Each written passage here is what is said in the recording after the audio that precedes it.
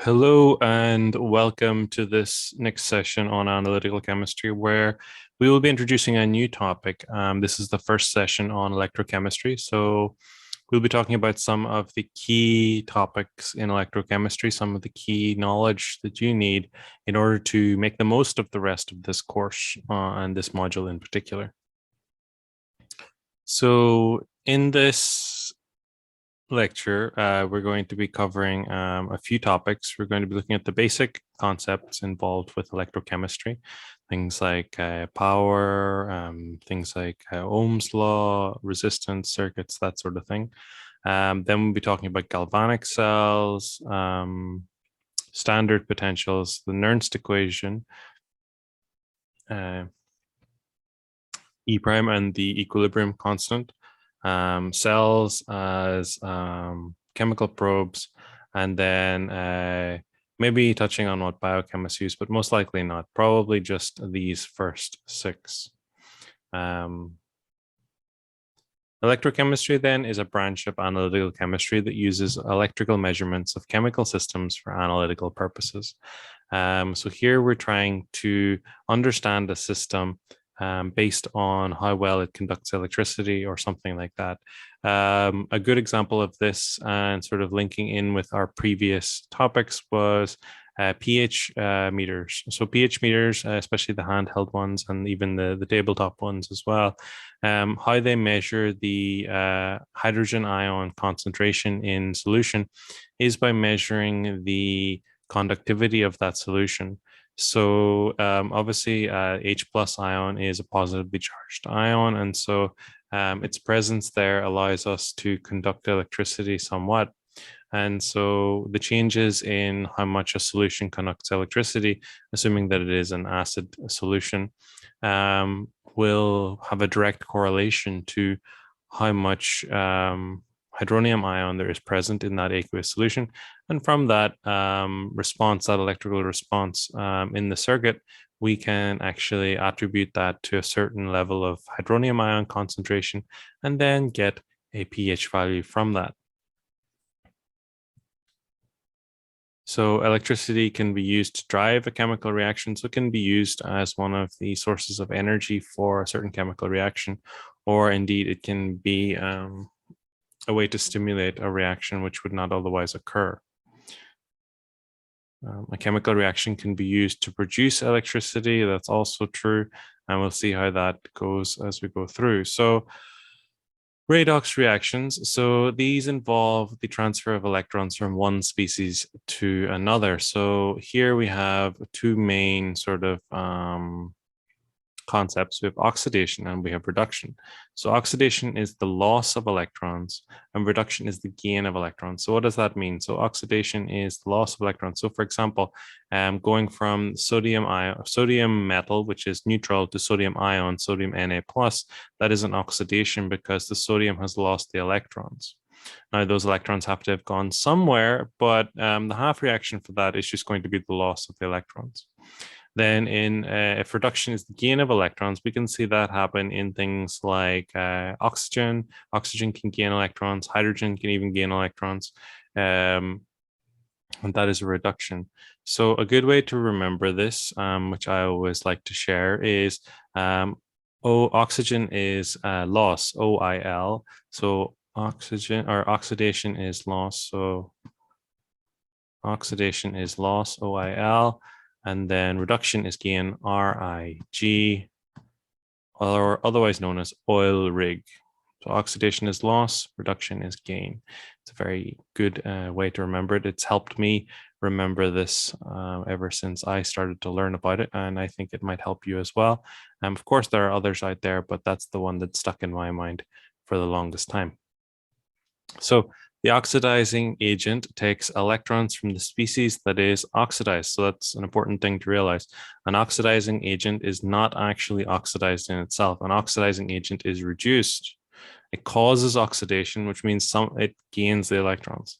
And the reducing agent gives electrons to the species that is reduced. And so the reducing agent is in fact oxidized in order to bring about the reduction. So the reduction is the gain of electrons in a different species. So in order to do that, it needs to have a loss of electrons from itself. And so it is therefore going to be oxidized. Then we have a couple of examples down at the bottom where we have iron and we have vanadium. So iron 3 plus vanadium 2 plus, we can see here then that becomes iron 2 plus and then plus vanadium 3 plus. So iron 3 plus vanadium 2 plus goes to iron 2 plus vanadium 3 plus. Here we see that iron 3 plus is the oxidizing agent, and it is itself reduced. So it goes from iron 3 plus to iron 2 plus. So this is going to be the gain of electrons. So it is reduced, and then vanadium oxide goes from 2 plus, or vanadium 2 plus goes to vanadium 3 plus. That's the loss of an electron. So this is going to reduce the iron to iron 2 plus, but it itself is oxidized. And so it goes to vanadium 3 plus, which is one less electron.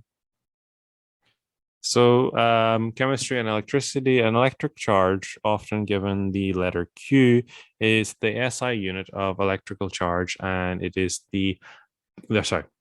so electrical charge is usually denoted as Q. So like, for example, -1 Q or minus Q or plus Q or something like that. The SI unit of this is the electrical charge is called a coulomb, which is given big letter C. The charge of one electron is 1.602 times 10 to the minus 19 coulombs. So 1 mole of electrons is that number times Avogadro's number, which works out as 9.649 times 10 to the 4 coulombs of charge. This is called Faraday's constant F, which is the same number, 9.649 times 10 to the 4 coulombs per mole of electrons. That's Faraday's constant. Faraday was an important chemist and physicist in this era of the early era of electrochemistry. So you'll see his name associated with a lot of things, as well as a guy called Nernst. These constants are usually given to you in your table of constants before any sort of exam or anything like that. So you just usually look them up. The current then I is the quantity of charge flowing per second. So it's how many coulombs per second are flowing. And the unit for this is the ampere, or A. So this is where our amps comes from, amperes. So this is given the letter A, and it is the quantity of charge flowing per second. So it is coulombs per second. And then electrical potential, E, is the work needed to or done when moving electrical charge from one point to another. The SI unit of electrical potential is the volt, or V. So this is the work that is being done to move the electrical charge from one point to another. So here is an example of this working. So chemistry and electricity. So 1 joule of energy is gained or lost when 1 coulomb of charge moves between points whose potentials differ by 1 volt. So the work in joules is equal to the number of volts times the charge in coulombs. So this is sort of the amount of work required to move that number of volts. So electrical current is analogous to volume of water per second flowing out of a hose. So here we have a hose and it's pouring water into this cup. And so depending on how high we lift the hose or the reservoir where the water is being held, the higher this is, the faster the flow out will be. And so the lower this is, the lower pressure we will have, and this pressure is generated by gravity. So it's kind of analogous to that. So the electrical potential difference is analogous to the hydrostatic pressure pushing water through a hose. High pressure gives high flow. So 1 joule of energy is gained or lost when 1 coulomb of charge moves between points whose potentials differ by 1 volt. So the work in joules is equal to the volts times the coulombs. So let's look at an example. So how much work is done if 2.4 millimoles of electrons fall through a potential difference of 0.27 volts? So the first thing we have to do is convert the moles of electrons into coulombs of charge. So Q is equal to N times NF. So Q is equal to 1. Q is equal to 1 times 2.4 times 10 to the minus 3 moles. times the Faraday constant here. And so that gives us a value of 2.3 times 10 to the 2 coulombs. And so we can then use this to fill into our work equation. So work number of joules is equal to E times Q. And so the work then is equal to 0.27. This is our potential difference times our Q value, our coulombs of charge. And so that's 2.3 times 10 to the 2, which means that we will have a total of 62 joules of work done in order for 2.4 millimoles of electrons to fall through a potential difference of 0.27 volts. So the free energy change of a chemical reaction is related to the voltage that can be generated by the reaction. So delta G is equal to minus the work done, which is equal to minus EQ, which is equal to minus NFE. So Ohm's law then is going to be the current Ohm's law states that the current is directly proportional to the potential difference across the circuit and inversely proportional to the resistance R across the circuit. So the SI unit for this is the ohm, and I is equal to E over R, where R is the resistance. So power then is the work done per unit time. So these are all just really definitions so far that you may already be familiar with. So it's the work done. So it's E times Q over S.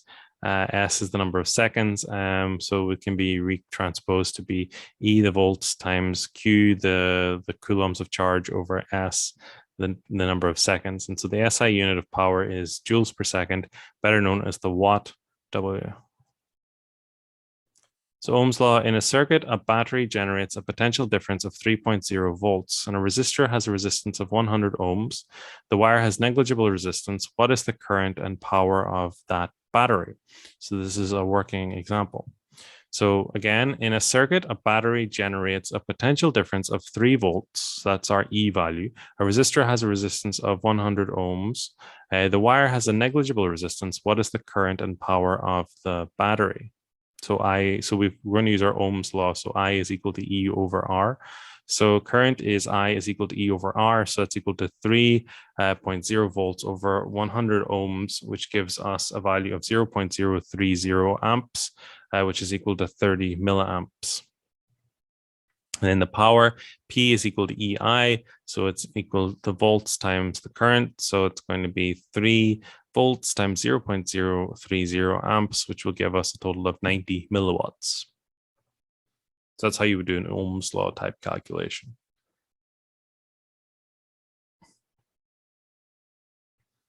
Galvanic cells, so also sometimes called voltaic cells, use a spontaneous reaction where the change in free energy is going to be less than 0. So it's going to be a negative free energy to generate electrical energy. This is kind of like how a battery works, basically. So batteries are galvanic cells, so they use some sort of spontaneous reaction to generate electricity.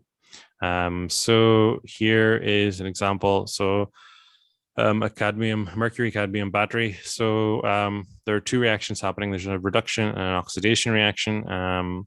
So the reduction reaction here is the gain of electrons. So something has to gain electrons. So silver chloride is gaining electrons. And then those are causing the production of solid silver plus dissolved chloride ions. And then on the other side, we have the oxidation reaction, where cadmium will undergo an oxidation reduction to form cadmium 2+ plus 2 electrons. And so those are the electrons which will be used to reduce the silver chloride. And then the net reaction is just the sum of those 2 reactions that we can see here. And it cuts out these electrons because there are electrons on both sides, but everything else is here. So the components of a galvanic cell, so we can see here a galvanic cell, which is not really like a battery that you would expect to see, but is kind of what a battery looks like if it's not been optimized for ease of use. So it's what a battery might look like in a chemical laboratory. So The electrode at which reduction occurs is called the cathode, and the electrode at which oxidation occurs is called the anode. So those are important definitions. So the electrode at which reduction occurs is called the cathode. So cathode is for reduction, and electrode is for oxidation. So, the anode is for oxidation. So here we have a picture of a galvanic cell. We have an anode, which is where the oxidation is occurring, and we have a cathode, which is where the reduction is occurring. And so we have the flow of electrons like so.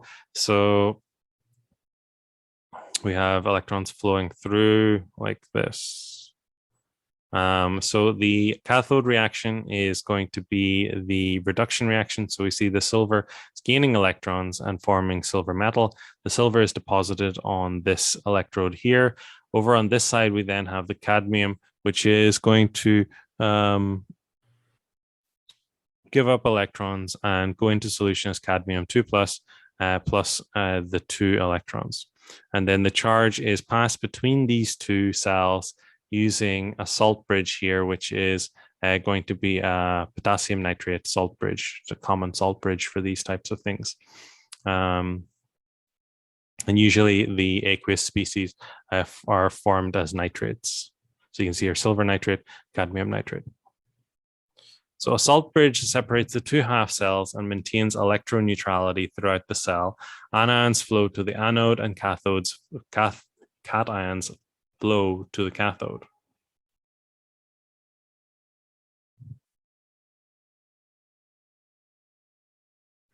So the electrochemical cell line notation. So what were those vertical lines that we saw and what did they mean? So electrochemical cells are described by a notation employing two symbols. One line is a phase boundary and two lines are a salt bridge. And so the cell to the right is cadmium nitrate. So this is a phase boundary. So it's the solid cadmium here on the in the anode. And then they are separated by the phase of one is solid and one is dissolved in water, one is aqueous. And then we have a salt bridge which separates the anode and the cathode. And on this side, they have the silver nitrate, and then it has the silver cathode here, which is where the silver metal from solution will be deposited. So you can read it like this. So we start off with the cadmium anode, and then we have cadmium in solution. The cadmium in solution then is connected via a salt bridge to the silver in solution, which is then connected via a phase change to the silver metal. So standard potentials. So the voltage tells us how much work can be done by electrons flowing from one side to the other. The potentiometer or the voltmeter shows a positive voltage when electrons flow from the anode to the cathode. If electrons flow the other way, it shows a negative voltage.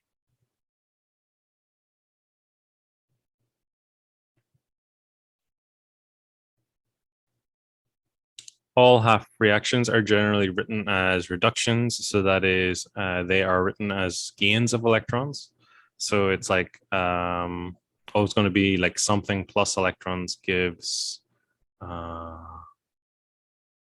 the negative ion. So each half reaction is assigned a standard reduction potential, E0, which is our standard reduction potential, where standard means that the activities of all species are unity. So the potentiometer here measures the difference in potential of the half cell of interest attached to the positive terminal and the potential of the standard hydrogen electrode SHE attached to the negative terminal, so that the total voltage of the system is equal to the voltage of the positive electrode minus the voltage of the negative electrode. So we have here our standard hydrogen electrode, and attached to that is going to be our system of interest that we want to measure the half reaction of. And since we know the precise workings of this electrode, we're able to use the value that we read here on our voltmeter and use the value of this and this to determine the value of this, which is for our silver reduction, where this fancy A letter just is the activity of those species. And for a standard potential, we assume that, or it is calculated so that the activity is always equal to 1 or unity. So the standard hydrogen electrode, so that is H plus ion plus an electron gives a half H2, where H plus is aqueous and the activity is 1, plus an electron gives a half of hydrogen, the molecule, which just gives one hydrogen atom. But since that's uncommon and usually forms hydrogen gas, we'll have a half hydrogen with also an activity of 1.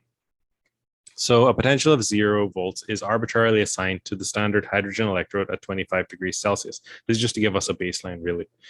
So the standard hydrogen electrode is used as a reference point to measure other half cell potentials. So one of the cells is the standard hydrogen electrode. The other is our cell of interest that we want to measure. And so E is the standard potential measured for the reaction of silver plus an electron gives us silver solid is plus 0.799 volts. So a positive voltage means that electrons flow from the platinum to the silver plus.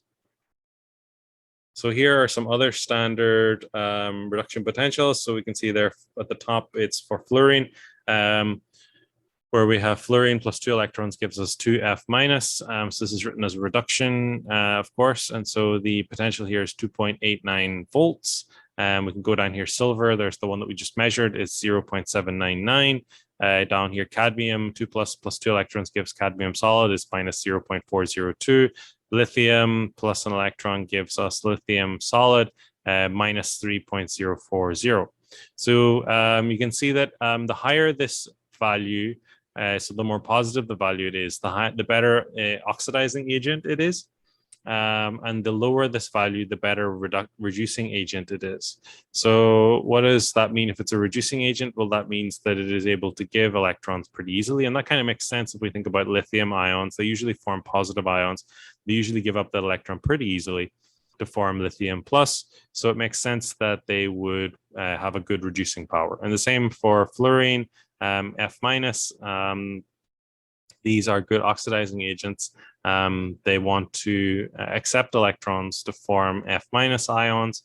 And so that means that they're good at accepting electrons, which means that they're going to be good at oxidizing other species. So the Nernst equation then is an important equation which includes two terms, one for the driving force for the redox reaction under standard conditions, E standard, and one that shows the dependence on reagent conditions. So for the half reaction here, where we have A times, so A species A plus a certain number of electrons gives us B species B.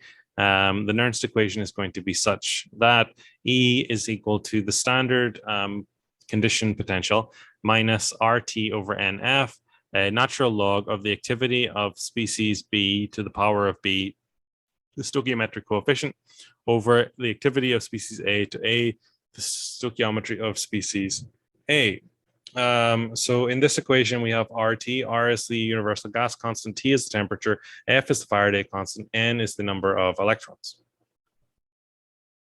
So the half reaction in the Nernst equation is the reaction quotient, where the activity of B over, so the activity of the product to the power of the stoichiometric coefficient of the product over the activity of the reagent to the power of the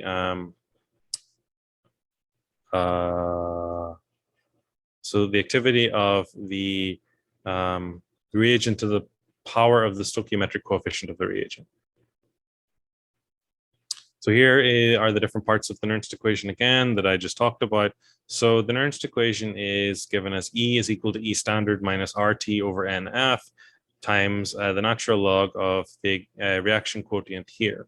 So E circle is the standard reduction potential. So this is whenever the activities of A and B are both equal to 1.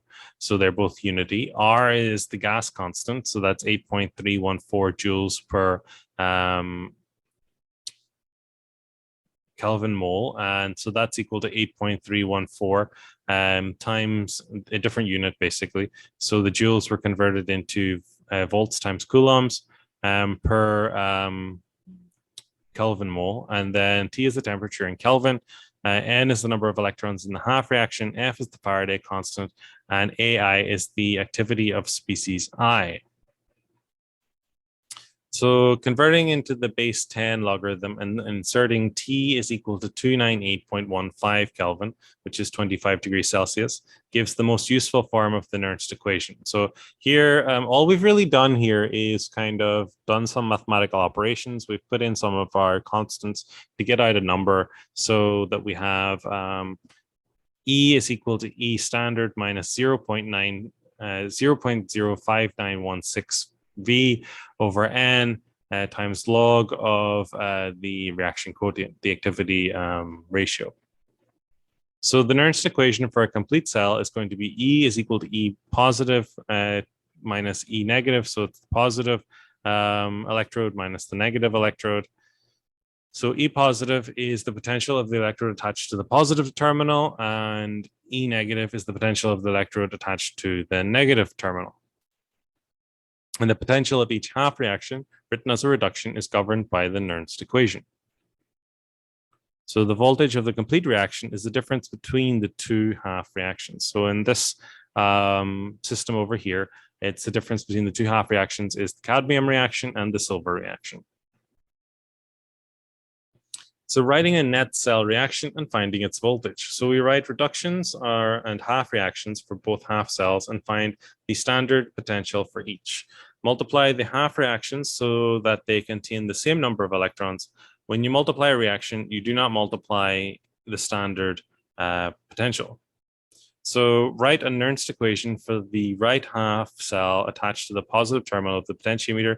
This is E plus, or this is the potential at the positive electrode. So write a Nernst equation for the left half cell attached to the negative terminal of the potentiometer. This is E minus. And so find the net cell voltage by E is equal to E plus minus E minus. And then write the net cell reaction by subtracting the left half reaction from the right half reaction. So the standard potential and the equilibrium constant. So galvanic cells produce electricity because they are not at equilibrium. So when a battery reaches 0 volts, the chemicals inside have reached equilibrium and the battery is said to be dead. So at this point, E is equal to 0 and Q is equal to K, the equilibrium constant. Therefore, we have a new form where E with the standard potential is equal to 0.05916 over N times log of K being the equilibrium constant. And so K then can be rearranged to give this, where K is equal to 10 to the power of N times the standard potential divided by 0.05916. So let's try using this knowledge that we've just gained. So we're using the standard potential and the equilibrium constant. What is the equilibrium constant for the reaction? Copper plus iron gives copper 2 plus or gives iron 2 plus copper 2 plus. So what's going on here? We're seeing that copper is losing electrons. So copper is being oxidized. Remember our oil rig from before. So copper is being oxidized. So it's acting as a reducing agent to the iron, which is gaining electrons. So the iron is reduced. So copper is being a reducing agent. The iron is being oxidizing agent. Iron is reduced, so it's gained electrons, and copper has been oxidized. It has lost electrons.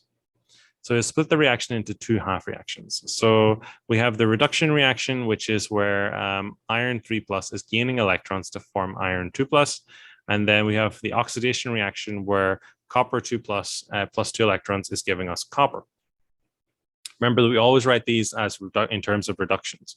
That's the way that these have to be written. Even though this in our reaction, it's copper is losing 2 electrons, we have to write it as the reduction potential where copper is gaining 2 electrons. And then the standard potential at the positive terminal is going to be 0.771 volts, and the standard potential at the negative terminal is going to be 0.339 volts. So the net reaction is here, so it's going to be the same as we had up here.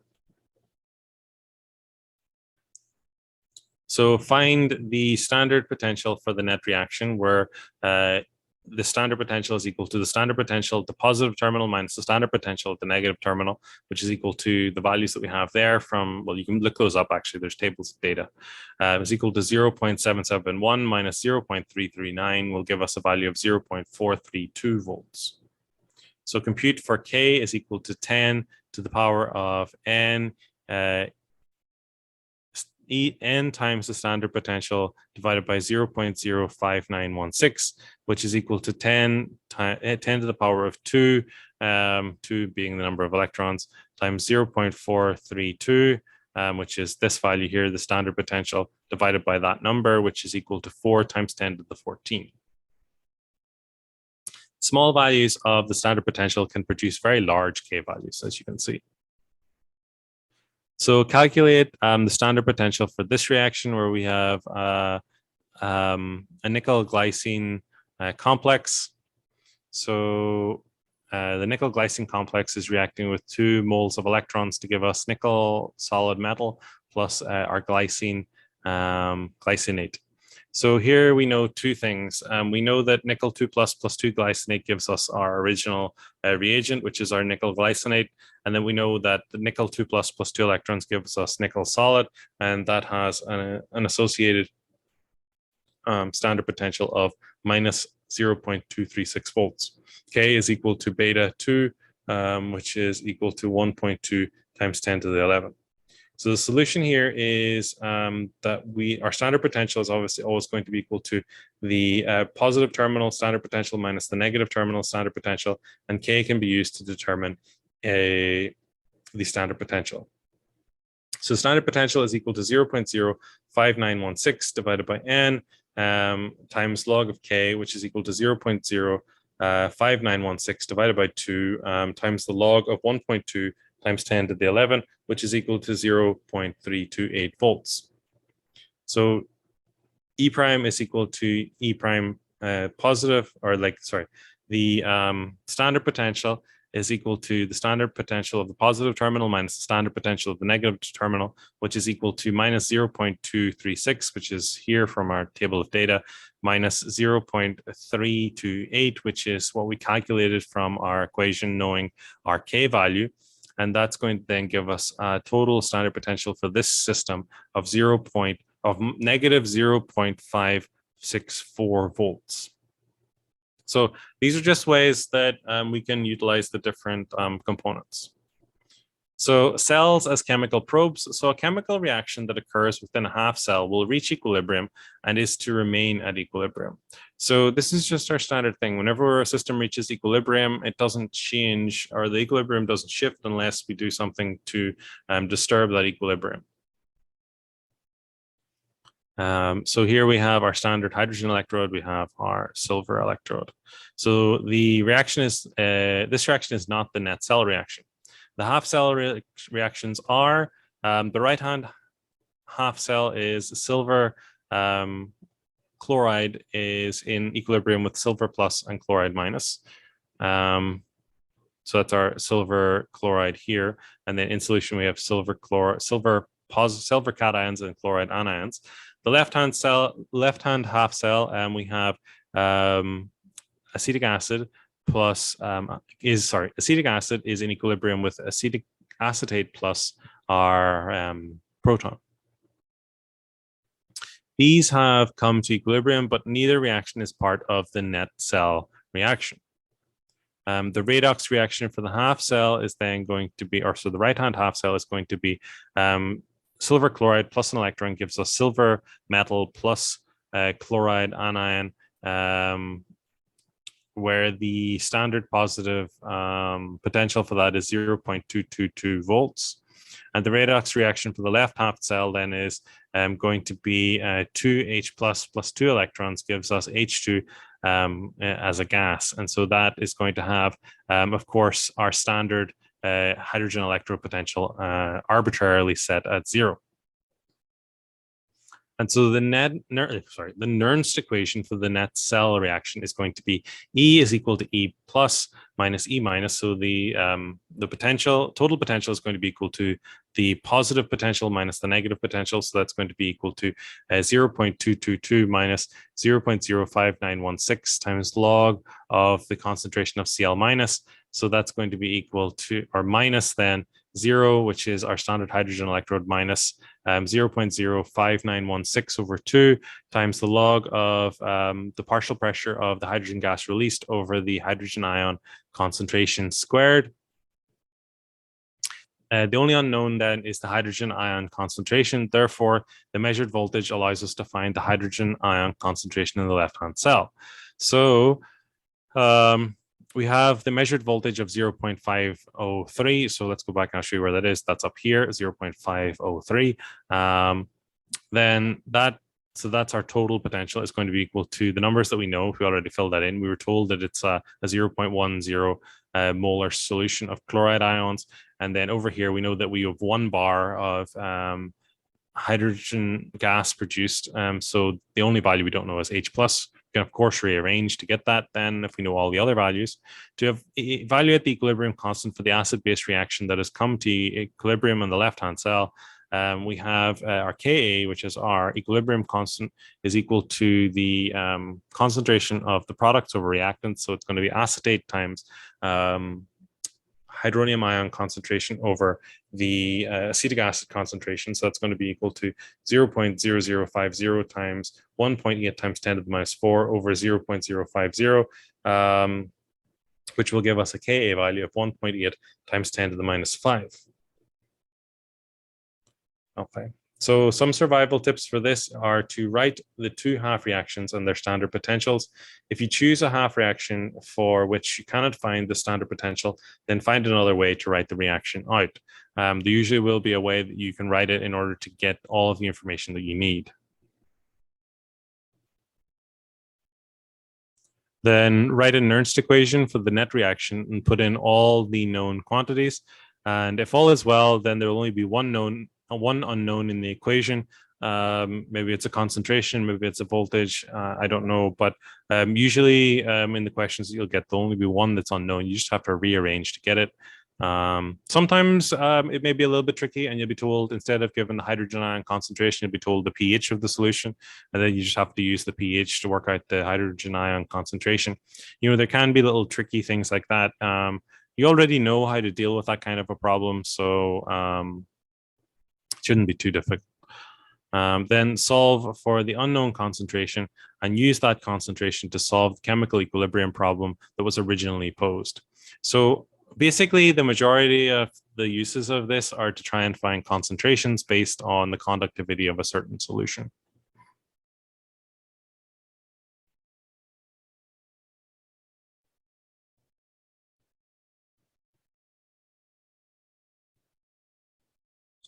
So there's another form of the standard potential, which is the one that biochemists use. So if you're involved with any sort of like a biological company or bioscience company, this is the kind of redox potential which you may encounter quite regularly. And it's the standard potential prime. And so this is a special form used with regards to handling of biological samples. So whenever H plus appears in a redox reaction, or whenever reactants or products are bases or acids, reduction potentials are going to be pH dependent. And so the reason why the biochemists use the special version is because usually within a plant or animal cell, the pH is typically around about pH 7. So redox potentials that apply at pH 0 are not really going to be appropriate. So that's why the special standard potential prime has been formulated. And so the standard potential for a redox reaction is defined for a galvanic cell in which all the activities are unity. So generally that is the kind of a definition of a standard potential, is that the activities are all going to be unity. And then the formal potential is the reduction potential that applies under a specified set of conditions. Biochemists call the formal potential at pH 7 the standard potential prime, or E0 prime. So the relationship between the standard potential and the standard potential prime is the Nernst equation for the half reaction is given as such. So unlike the ones that we saw earlier, the ones that we saw earlier were just these first three terms, the AA plus NE minus in equilibrium with BB. But now we've got this MH plus, and then it's got some standard potential E. So here we now have the addition of this MH plus, which wasn't there previously. So we now have a new Nernst potential, or new Nernst equation. So E, the potential of the cell, is equal to the standard potential minus this term, which is the same as before. But then this term is slightly different, where the product is now the concentration of B to the power of B times the concentration of H plus to the power of M, which is its stoichiometric coefficient, all over the concentration of A to the power of A. And so now we're asked to rearrange the Nernst equation to a form containing the formal concentrations of A and B. So that is given here. E is equal to E prime, or E is equal to the standard potential plus the other terms, minus 0.05916 all over N, times the log of the formal concentration of B to the power of B over the formal concentration of A to the power of A. And so that the standard potential plus the other terms is equal to E, the standard potential prime, when pH is equal to 7. So what is this relationship, and how can it be determined between the standard potential and the standard potential prime? So to convert the concentration of A or B into the formal concentrations FA or FB, we're going to need a fractional composition equation, because remember that the formal concentration is for the total of that species. So sometimes it can dissociate into other species, especially if it's some sort of weak acid or base, which oftentimes in biological systems we're dealing with weak acids and bases. So we need fractional composition equations, which relate the formal concentrations of all forms of an acid or base to its concentration in a particular form. So the monoprotic system here shows us the concentration of HA is going to be equal to the fraction of HA, alpha HA, the formal concentration. So that's going to be equal to concentration of H plus times the formal concentration over H plus plus the Ka. Ka is going to be the acid dissociation constant. And then for the conjugate base A minus, so that's going to be equal to alpha A minus F. Alpha A times minus F is going to be equal to Ka over F, Ka times F, and then H plus plus Ka.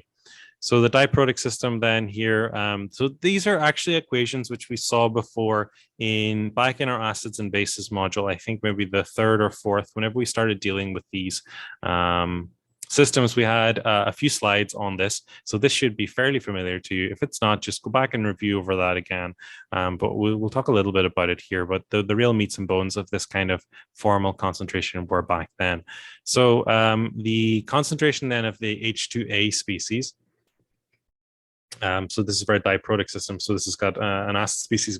So this is kind of like an amino acid maybe, or something like that, where it's got 2 protons, which are on its major molecular backbone. And so the fraction of H2A times the formal concentration is going to be equal to this, where we've got the hydronium ion concentration squared times the formal concentration all over the hydronium ion concentration squared plus the hydronium ion concentration times K1. K1 is the first dissociation step, plus K1 times K2, which is the product of the 2 dissociation step equilibrium constants.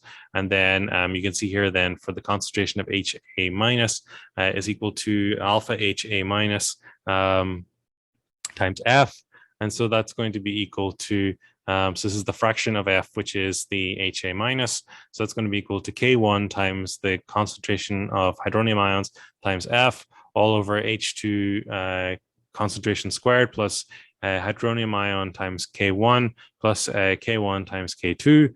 And then, so you can see the denominator here is the same in all of them. It's only the bit on the top which changes. And then for the fully deprotonated, we have the concentration of A2 minus is going to be equal to alpha A2 minus times the formal concentration, which is going to be equal to K1 times K2, which is the two dissociation constants for the two deprotonation events, times the formal concentration F over our common denominator, which is the hydronium ion concentration squared plus hydronium ion concentration times K1 plus K1 times K2.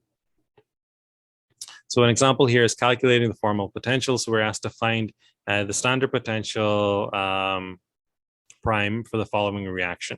So this is dihydroascorbic acid, the oxidized form of ascorbic acid. We can see here it needs to be reduced by gaining electrons in order to form ascorbic acid, which has got acidic protons, which can be removed. So this is the redox potential for this reaction, where we are going to reduce our dihydroascorbic acid into ascorbic acid, and it has this reduction potential here. So we're going to make a few abbreviations. We're going to abbreviate dihydroascorbic acid as D and ascorbic acid as H2A.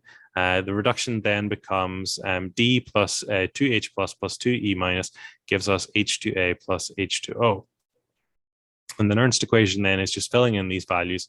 E is equal to E prime, or sorry, standard. So E, the potential, is equal to the standard potential minus 0.05916 over 2 times log of the concentration of the products over the concentration of the reactants, the products being the H2A, our ascorbic acid, or reduced form of dihydroascorbic acid, which is D, times the concentration of H2 plus, or sorry, the H plus concentration squared. Then we can use that. So since D is not an acid or a base, the formal concentration of D is going to be equal to its molecular concentration. For H2A, we can then use the equation from the previous pages, which was the first one, which was the alpha H2A times the formal concentration is going to be equal to, what was that? H plus times F over there you go. H plus squared times the formal concentration over H plus squared plus H plus concentration times K1 plus K1 times K2. So we fill that into our Nernst equation. It looks a bit crazy, but it's not really that bad. We really just gone and substituted, instead of this being H2A concentration on the top, we've substituted this in. And then on the bottom, we've substituted the D concentration for FD, and otherwise it's exactly the same. So now it's based on the H plus concentration. And so we can then rearrange that to give us this equation, which is a little bit easier to work with. So we have so the potential is equal to the standard potential minus 0.05916 over 2 times the log of this term, which is 1 over the hydronium ion concentration squared plus the hydronium ion times K1 plus K1 times K2 minus 0.05916 over 2 times the log of the formal concentration of H2A over the formal concentration of FD. So setting H plus is equal to 10 to the minus 7. Remember that this is a biological cell, so the pH is going to be equal to 7. So that means the hydronium ion concentration can be found pretty easily. And then filling in the values for E. So that's why like this looks scary, but it's actually not so bad, because we know in a biological cell, the pH is pretty much always going to be minus 7. So just be aware of that if you ever get questions like that and you're not given the pH. Actually, you already are aware of what the pH should be. And then you can use that to find the hydronium ion concentration. And filling in the values for E standard potential and K1 and K2, if we were given those, we haven't been given those yet, but we can look those up. This is a pretty standard, ascorbic acid is pretty standard acid, pretty easy to find those values. You would be given them in the question, of course, but anyway, and so that will eventually give us a value of standard potential prime as equal to plus 0.062 volts.